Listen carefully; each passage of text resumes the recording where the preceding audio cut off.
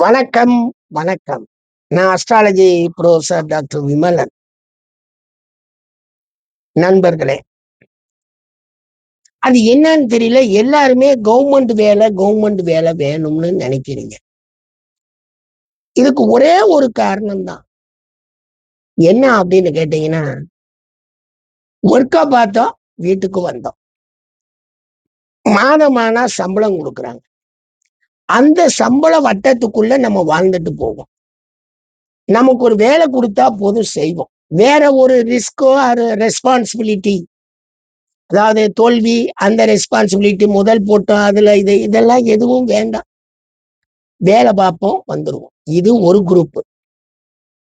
ஒரு குரூப் என்ன நினைக்கிறாங்க, கொஞ்சம் நமக்கு நிரந்தரமா கொஞ்சம் வேலை கிடைக்கும்.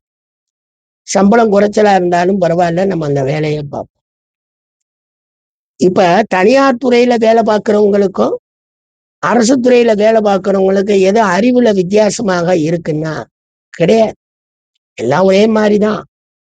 அந்தந்த செக்டார் அவங்கவுங்க படிச்சதுல அவங்கவுங்களுக்கு விவரம் தெரிஞ்ச அனுபவத்துல அவரவர் அறிவாளி தான்.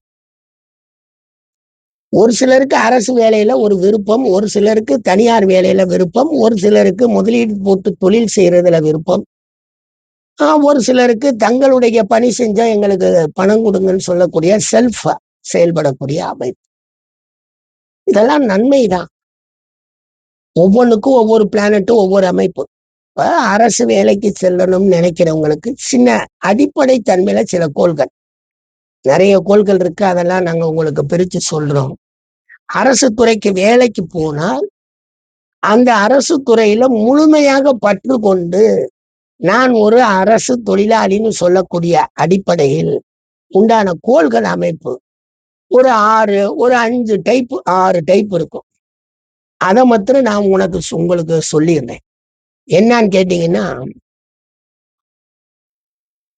சூரியன் செவ்வாய் சனி, சூரியன் செவ்வாய் சனி இவர்கள் 10ஆம் பாவத்துல இருந்து சுப கோள்களால் பார்க்கப்பட்டாலே அவர் ஒரு சூப்பரான ஒரு அரசு பணியாளர்.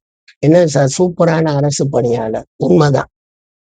அவருக்கு அரசு மேல நாட்டமும், அரசு பணி மேல நாட்டமும், அரசுக்கு நாம பணிவாக அனைத்து பணிகளையும் செய்து கொடுப்போம் அப்படிங்கிற ஒரு நல்ல எண்ணமும் கொண்ட ஒரு அரசு பணியாளர் அந்த சூரியன், அந்த செவ்வாய் சனி. அதுவும் 10ஆம் பாவத்துல இருந்து சுபரால் பார்க்கும்போது அவர் அரசு துறைக்கு, அரசு பணிக்கு முழுமையாக தன்னுடைய சேவையை செய்து அதன் மூலமாக பட்டம், பதவி, புகழ், அந்தஸ்தை பெறக்கூடிய அமைப்புக்கு அவர் செல்கிறார். அது ஒரு நல்ல அமைப்பு. அதுக்கு அடுத்தாப்புல என்னன்னு கேட்டீங்கன்னா, சூரியனும் சந்திரனும் 12ல் இருந்து, சூரியனும் சந்திரனும் விரயத்தில் 12ல் இருந்து சனி கன்னியினுடைய நவாம்சத்தில் இருந்தால், கன்னினா உங்களுக்கு நவாம்சத்துல கன்னி ராசியில இருந்தால் அவரும் அரசு பணியாளர். எப்படி பாத்தீங்கன்னா, சூரியன் சந்திரன் 12ல அவரை உட்கார விடல, டிரான்ஸ்பர் தான். பல ஊர்களுக்கு போகக்கூடிய மனிதரா மாறுறார். 3 வருஷத்துக்கு ஒரு தடவை ஒரு டிரான்ஸ்பர்னா அவர் வாழ்க்கையில 10 வருடத்துக்கு வேலைக்கு போகக்கூடிய தன்மையில மாறுறார். ஏன்னா 12ஆம் பாவம் செலக்ட் ஆகுது. சனி உங்களுக்கு புதனான கன்னியினுடைய விர்கோ நவாம்சத்துக்கு போகுதுன்னா அங்க அவருக்கு அறிவு இருக்கு, தெளிவு இருக்கு, புரிதல் இருக்கு. உழைப்பாளி அப்படின்னு அடிமைத்தனம், நான் பணி செய்கிறேங்கிற அந்த சனி பிளானட் நவாம்சத்தில் கன்னிக்கு போனதுனால இவருக்கு அறிவுடன் கூடிய தன்மையில ஒரு அமைதியாக அலைந்து திரிந்து செயல்பட்டாலும் வாழ்க்கையை வாழ்வோம்னு அவர் வாழ்றார். அதுக்கு எடுத்தாப்புல பாத்தீங்கன்னா, தீய கோள்கள் 10ல் இருந்து, தீய கோள்கள் 10ல் இருந்து சுப கோள்கள் தொடர்பில்லாமல் இருக்கிறவங்களுக்கும் அரசு பணிகள் கிடைக்க 1000 வாய்ப்பு இருக்கு. தீய கோள்கள் 10ல் இருந்து நட்கோள் பார்த்திடக்கூடாது. நட்கோள் பார்க்காம இருந்தாலே அவருக்கு அரசு பணி ஓகே தான்ட்டு சொல்லி முடிச்சிடுறாங்க. ஏன் சார் அப்படின்னு கேட்டீங்கன்னா, நட்கோள் பார்த்தால் அவர் தொழிலுக்கு போயிடுவாரு, மாறி போயிடுவார். அவர் பாட்டுக்கு தீயக்கோள் 10ல் இருக்கட்டும், நான் பாட்டுக்கு ஒரு அடிமையா இருந்து வாழ்ந்துட்டு போறேன்னு அவர் பாட்டுக்கு வாழ்ந்துட்டு போயிடுவார். அதுக்கு அடுத்தாப்புல பாத்தீங்கன்னா சந்திரன் சுபக்கோள்களால் பார்க்காமல் இருப்பது.